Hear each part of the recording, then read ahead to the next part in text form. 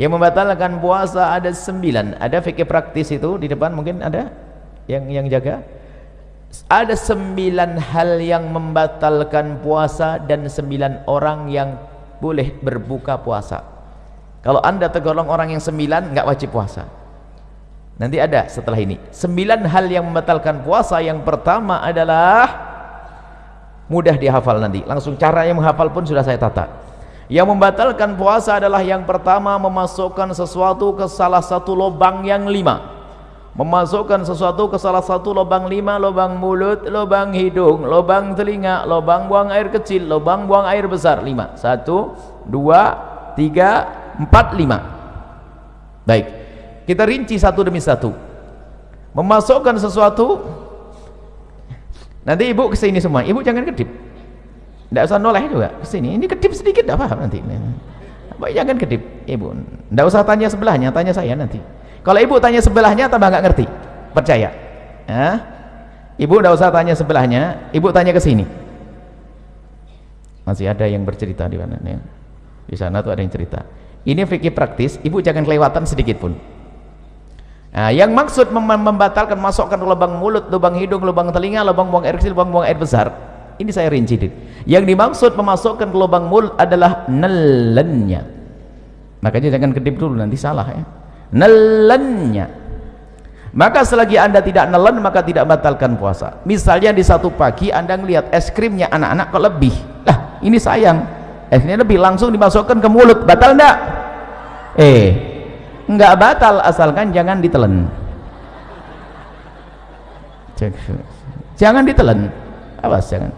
Enggak ada yang berbeda, tanya ulama manapun sama, enggak ada. Enggak batal, asalkan jangan di permen masukkan, permen batal enggak?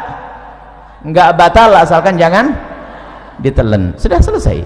Sebab yang membatalkan nelennya.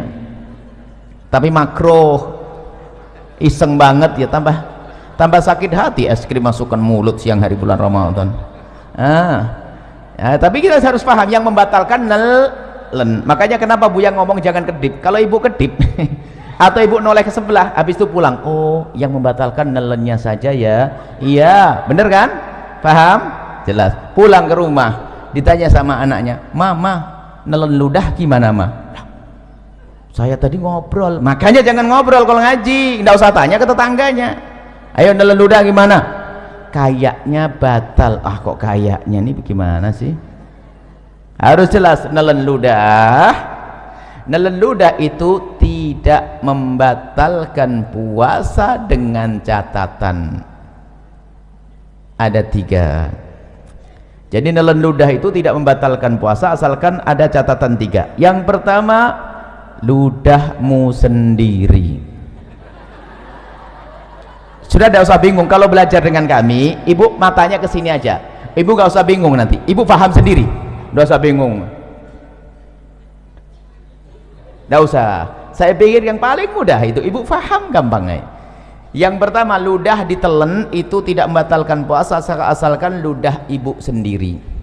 Ludahnya orang lain batal ya, masa ludahnya orang ini ya. Cuman kalau ngomong ludahnya orang lain itu jangan dibayangin ada ludah di meja langsung dicip, itu jorok banget. Itu anda memang belum belajar bagaimana keharmonisan dalam rumah tangga. Ya mungkin sekali seorang suami kalau ciuman kan nggak batal puasa, tapi kalau tertukar lidah suami sama istri, pak, ya gitu loh. Contohnya yang indah, contoh kok jorok banget. Rumah tangga model apa itu? Jadi kan tertukar ludah, batal tidak?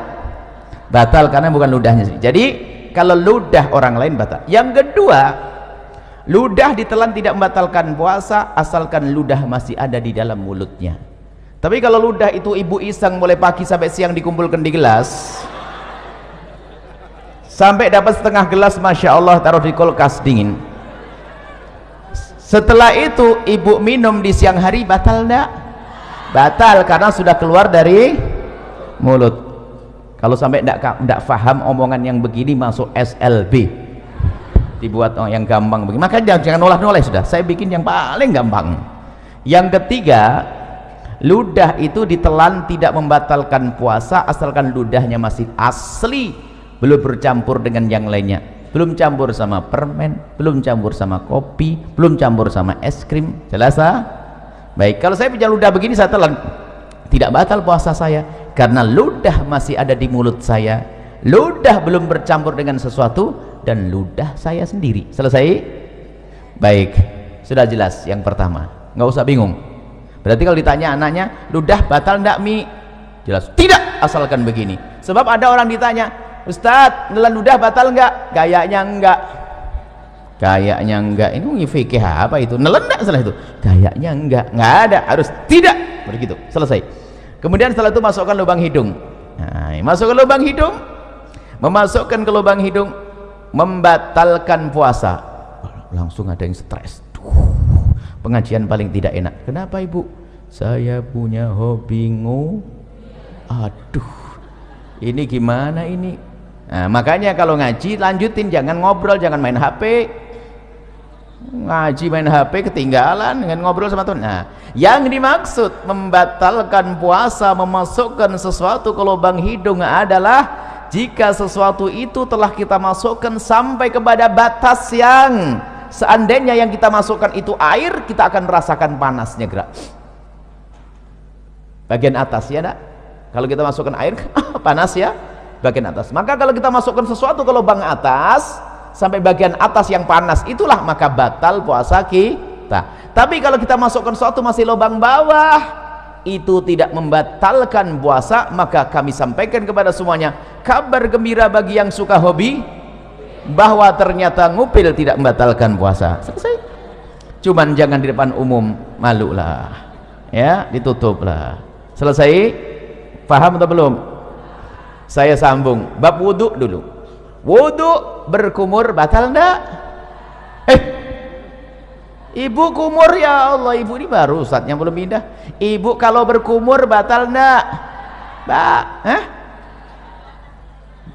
asalkan airnya jangan di gitu aja kok pusing nih, ngapain sih ngajinya bagaimana ini? Saya belum pergi. Kumur sunnah bahkan, bukan. Jadi ibu kalau bulan Ramadan tetap kumur ya, hukumnya sunnah. Coba batal enggak? Berarti omongan saya salah enggak tadi? Masukkan satu ke lubang mulut tidak batal asalkan jangan di selesai. Baru gamblang. Ada ibu yang bengong kok enggak batal masukin permen ya? Kok enggak batal masukin permen ya? Kok enggak batal? Makanya ngaji yang benar sekarang. Wong kumur sunnah kok. Baik, kalau kumur biarpun berpuasa. Kemudian saya kasih ilmu lagi. Kalau anda lagi berkumur di bulan Ramadan, kemudian sudah anda buang airnya, maka anda jangan ragu lagi. Biarpun ada rasa dingin-dingin itu dimaafkan. Asalkan waktu anda membuang air kumur tadi, anda buang 100%. Nggak ada yang ditahan sedikit pun. Kalau ada ditahan batal. Tapi dibuang, sisa dingin itu nggak ada masalah. Pasti ada sisa dingin karena apa? Air. Selesai ya? Sama di dalam berwudu istinsak, memasukkan air ke dalam hidung ya, sekedarnya, jangan sampai ke derajat tempat yang panah. Itu adalah tidak membatalkan, hukumnya tetap sunnah. Baik, kalau masukkan untuk kumur sunnah, tapi masukkan es krim makruh, tapi sama-sama tidak batal puasa. Masukkan es krim makruh, asalkan jangan ditelan, tidak batal. Masukkan kumur air wudu sunnah. Baik, apa perbedaannya dua-duanya? Kesamaannya sama-sama tidak batal, perbedaannya kalau kecelakaan. Jadi begini ibu, kalau ibu lagi berkumur wudu, tak taunya ada petir jeder begitu kok ketelen, itu rezeki, nggak batal. Karena apa? Ibu menjalankan perintah lalu ketelen. Diperintahkan, sunnah itu kan diperintahkan, paham ya? Tapi masukkan es krim diperintahkan enggak? Nah, berbeda kalau ibu lagi main-main nerapkan ilmu, kata Buya nggak batal masukkan es krim. Baru masukkan es krim, nginjak kucing digigit, ketelen, batal. Main-main ngapain es krim masukin mulut? Jelas ya? Baik, ini yang pertama, masukkan mulut, lubang hidung, selesai. Masukkan suatu ke lubang telinga. Lubang telinga bagian mana sih? Lubang telinga itu bagian dalam. Bagian dalam bagaimana? Bagian dalam lubang telinga itu yang batal kalau kita masukkan sesuatu ke lubang tersebut. Lubang dalam adalah lubang yang tidak bisa dijangkau oleh jari kelingking ini. Tapi kalau masih kelingking begini, ini luar. Kalau anda begini kan gatal, anda korek dengan jemari kelingking, tidak batal. Tapi kalau pakai korok kuping masuk ke dalam, batal. Selesai. Ini dalam madhab kita Imam Asy-Syafi'i radhiyallahu ta'ala anhu. Baik, selesai. Lubang depan, lubang belakang. Mohon maaf, ini majelis mulia, agar tidak dirubah menjadi majelis guyonan, kami himbau kepada para asatidz sekalipun, kalau masuk wilayah-wilayah seperti ini harus waspada. Sebab kalau majelis dijadikan majelis guyonan, akan dicabut berkahnya majelis. Memasukkan suatu ke lubang depan, misalnya seorang laki-laki, mohon maaf, lubang kemaluannya ditetesin air, batal. Atau seorang ibu pakai obat, dimasukkan obat ke dalamnya, obat anti keputihan segala macam, batal. Atau mohon maaf nih, seorang wanita di saat hendak mensucikan diri dari bekas buang air kecil, maka wahai para wanita, hendaknya cukup digosok dengan perut jemari ini. Kalau digosok dengan perut jemari ini sekuat apapun, maka ini masih bagian luar dan tidak batal. Tapi kalau mohon maaf, kalau jemari yang dibelokkan begini masuk ke wilayah dalam, batal puasanya. Maka Allah sudah maha tahu cara mensucikan, cukup dengan perut jemari, tidak usah kena ragu-ragu. Ini biasanya santri yang setengah ngajinya itu ragu-ragu, kena was-was, pengen dimasukkan ke dalam, batal puasanya dan bikin penyakit kotor. Cukup dengan perut jemari, sekuat apapun ini bagian luar, asalkan dengan perut jemari, dibersihkan dengan perut jemari, itu bagian luar, tidak batal puasanya. Jangan sampai gara-gara dengar omongan saya nanti pada nggak bersih diri dari buang air kecil, kacau nanti. Bersihkan dengan perut jemari, selesai. Kemudian untuk lubang belakang sama, bersihkan dengan perut jemari. Kalau ada dibelokkan begini, batal, dimasukkan dengan perut, dengan jemarinya. Selesai, itu yang pertama. Yang kedua, yang membatalkan puasa adalah muntah dengan sengaja. Muntah dengan sengaja. Kalau orang muntah tidak sengaja nggak batal. Hamil muda muntah, naik kendaraan mabuk muntah, tiba-tiba masak sesuatu bau muntah, nggak apa-apa, nggak batal. Yang membatalkan muntah dengan sengaja, digorok perutnya, muntah, atau mencari bau yang paling nggak enak biar keluar, biar muntah. Kalau dengan sengaja tapi kalau tidak sengaja tidak batal. Dengan catatan, ini catatan ini umum, secara umum, asalkan habis muntah yang tidak sengaja tadi, jangan nelen ludah sebelum berkumur. Kalau nelen ludah habis muntah, ludahnya ditelan, batal puasanya. Kenapa begitu? Ini pemahamannya kembali yang pertama tadi. Muntahan dari dalam perut kita itu najis lewat tenggorokan ke mulut. Berarti mulut kita kenapa? Kena najis. Najis itu cara mensucikannya dengan air, bukan dengan ludah. Maka kalau kita meludah 1000 kali biarpun mulut bersih, tetap najis. Maka cara membersihkannya mulut yang terkena najis, cukup ambil air bersih seperti ini, umur, selesai. Maka bagi yang kok muntah tanpa sengaja di siang hari, maka bulan Ramadan, maka bergegaslah mengambil air, jangan telan ludah dulu.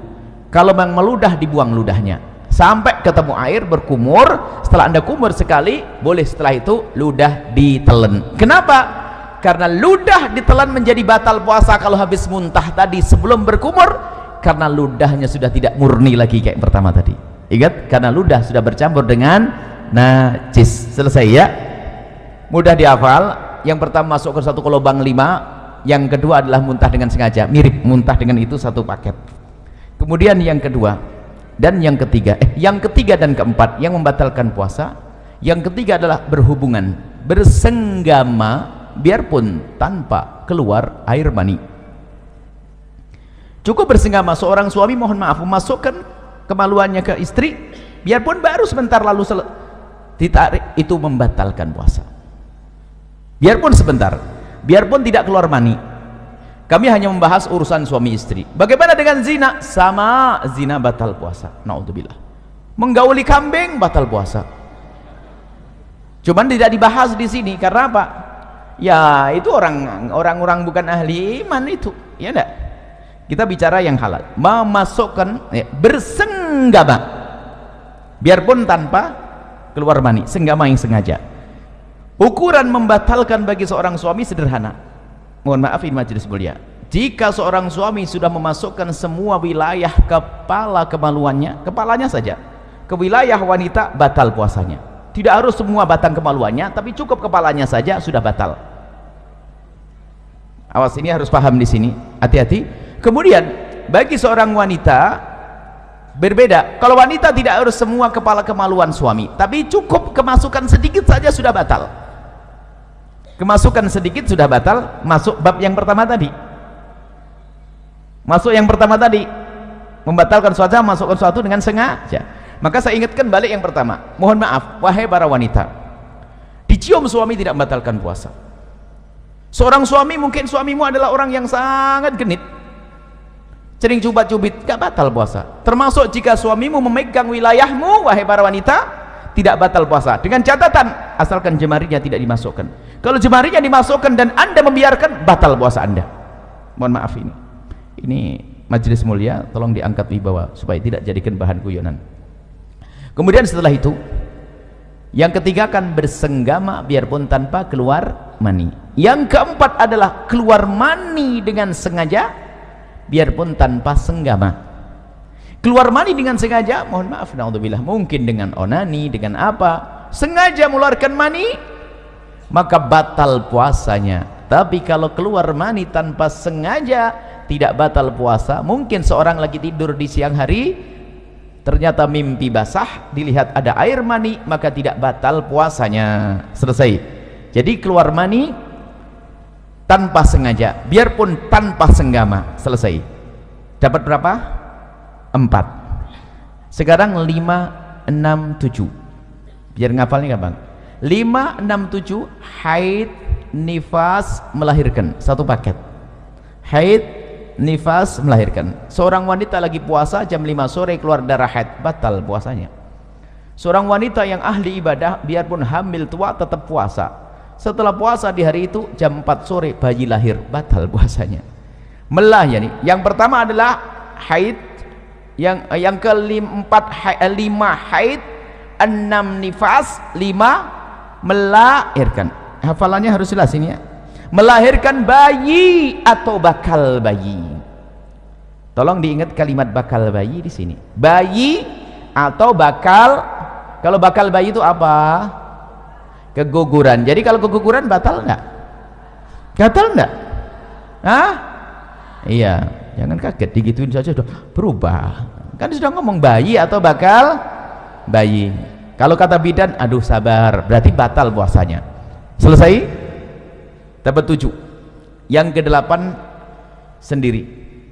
Yang ke-8 adalah hilang akal. Hilang akal. Hilang akal ini ada 3 martabat. Ada 3 model. Yang pertama adalah gila. Gila. Kalau ada orang gila, saya tidak bisa nyontohin. Gila itu gimana? Gila, misalnya lagi ngobrol begini kok tiba-tiba gila, batal puasanya. Biarpun gilanya sebentar. Lagi ngobrol tiba-tiba gila sebentar, batal puasanya. Gila membatalkan puasa. Hilang akal martabat yang kedua adalah pingsan. Hilang akal tidak pingsan? Pingsan membatalkan puasa kalau pingsannya itu sehari penuh. Habis sahur pingsan, sadar-sadar isya. Puasanya batal. Karena apa? Pingsannya sehari ini kebalikan dari gila tadi. Tapi kalau kita pingsan kok sempat sadar di siang hari biarpun sebentar, puasanya sah. Contoh, pingsan habis sahur, tak taunya bangun-bangun zuhur, kaget lihat matahari, pingsan lagi dia sampai isya. Puasanya sah atau tidak? Sah atau tidak?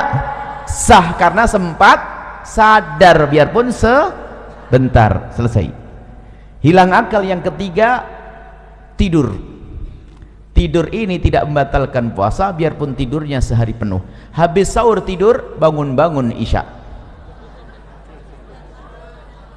Bukan kerbo ini. Kalau kerbo masih suka bangun itu. Kalau ada orang tidur yang kayak begini, tidurnya apa nggak tahu. Bangun habis sahur, tidur, bangun-bangun ini, puasanya sah atau tidak? Sah atau tidak? Ya sah lah bu. Ini kan bukan bab sholat ibu, ini bab puasa. Kalau bab sholat lain cerita nanti ya. Lah kalau orang tidur beneran ya sholatnya nggak dosa kok. Orang tidur itu termasuk udurnya sholat kok. Cuman ya keterlaluan, masa ada orang tidur kayak begitu. Baru sholatnya dikodok nanti. Tapi yang nggak sah itu sengaja, saya mau tidur nggak mau sholat. Nah ini nggak bener. Orang namanya tidur, ada tidur berapa tahun, 350 tahun ada kok, ya kan? Baik, jadi tidur tidak membatalkan puasa. Sama-sama hilang akal ya, harus paham. Hilang akal ada 3 model. Yang ke-9 adalah murtad. Murtad itu misalnya mengatakan Nabi Muhammad bukan Nabi, atau ada Nabi setelah Nabi Muhammad, atau Quran bukan wahyu dari Allah, atau merendahkan syiar, merendahkan azan, merendahkan puasa, merendahkan haji, merendahkan surga, merendahkan neraka. Itu murtad, keluar dari iman. Kalau orang murtad langsung batal puasanya. Saya urai dari yang pertama, setelah itu jangan mikir lagi setelah itu apa yang membatalkan. Yang membatalkan hanya 9. Yang pertama masukkan satu ke lubang 5. Kedua muntah. Seiring ya, muntah huruf usar masih di sini kan, lubang 5 kan sini 1, 2, 3, 4, 5, muntah masih di sini. Yang kedua muntah. Yang ketiga dan keempat bersenggama dan keluar mani. Bersenggama tanpa keluar mani. Yang keempat keluar mani biarpun tanpa senggama. Hafal? Hafal belum? Kalau tidak hafal tidak dilanjutin ini. 5, 6, 7 haid, nifas, melahir. Yang ke-8 hilang akal. Selesai. Hilang akal ada 3 model. Yang ke-9 apa? Murtad. Selesai, jangan mikir lagi setelah itu. Nah, kalau nanti ada yang bertanya, yang jawab temennya. Baik, saya coba, saya uji, saya tes.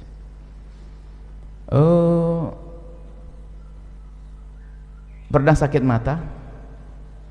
Semoga tidak sakit, amin. Kalau sakit mata, pernah tidak dikasih obat? Pahit tidak di tenggorokan? Batal tidak puasanya? Kan baru di sini Bu Yasi. Saya ngajar di sini kok bisa ngomong. Memang Bu yang ngomong ada mata tadi. Kok jadi batal bagaimana ini ceritanya? Kok nambah sendiri? Inilah belajar yang nggak bener. Suka ngarang begini nih. Ayo. Memang saya ngomong apa? Mulut, mata. Hah? Oh hidung. Lah kok ada yang batal dari gimana Bu? Nah ini baru di tes 1 sudah gagal nih. Jangan-jangan yang lainnya nggak paham nanti. Coba, batal enggak masukkan ke mata? Ke paha. Masuk ke dalam. Wah, batal enggak? Jangan. Bahkan ini orang cerdas suatu ketika. Ini ikatan dokter. Ikatan dokter kalah sama Anda. Tiba-tiba, Buya, hukumnya cabut gigi siang hari bulan Ramadan batal enggak? Batal enggak coba? Gigi. Hah? Asalkan giginya jangan. Lah kok bingung gitu aja. Asal giginya jangan ditelan. Selesai. Kemudian ada lanjutannya, tapi Buya kan nanti darahnya terus ngalir akhirnya masuk ke dalam mulut. Berarti kamu takut ketelan darahnya kan? Iya Buya. Kalau begitu jangan cabut siang. Selesai. Tapi kalau selesai kok pusing. Belajar kok setengah-setengah. Makanya kalau ngaji itu yang bener. Ngaji ngantuk. Nah, jelas ya? Baik, nanti boleh tanyalah apalah setelah ini.